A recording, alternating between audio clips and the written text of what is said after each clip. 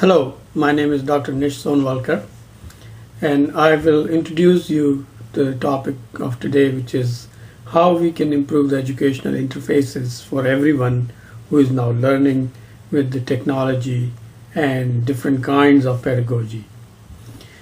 As you can imagine that in last 10 years, there has been radical change in the way information is delivered to every individual.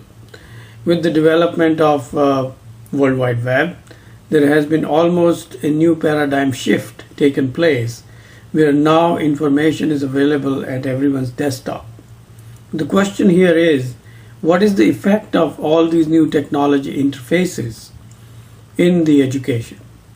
So my work for last 10 years has been to understand some of these new technological interfaces and new development, and to understand how they can be utilized into educational framework. For example, from classroom, we have gone on to online education. We have gone on from synchronous experience in the classroom to completely asynchronous online learning. We have gone away from now television, which was a passive medium, to highly interactive environments. We have also now invented hyperactive environments where there are a lot of activities happening in online space.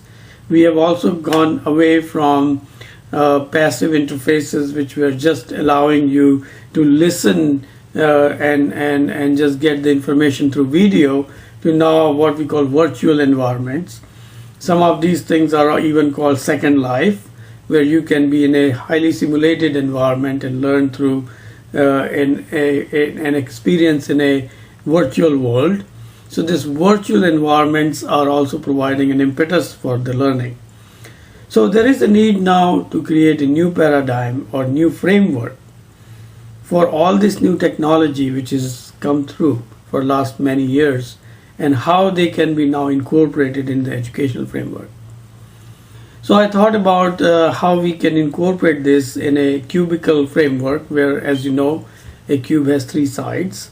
So in this case, one of the side or one of the coordinates of the cube is multimedia, and as you know, there is text, graphics, audio, video, animation, simulations, etc., virtual experiments. These are all the new dimensions coming in the multimedia, and so the experience is becoming more and more engaging.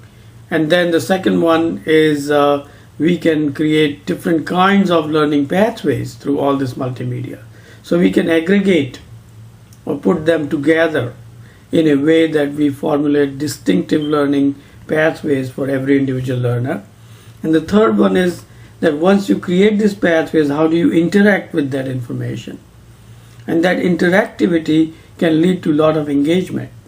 So this is where we come with multimedia, learning models, and interactivity.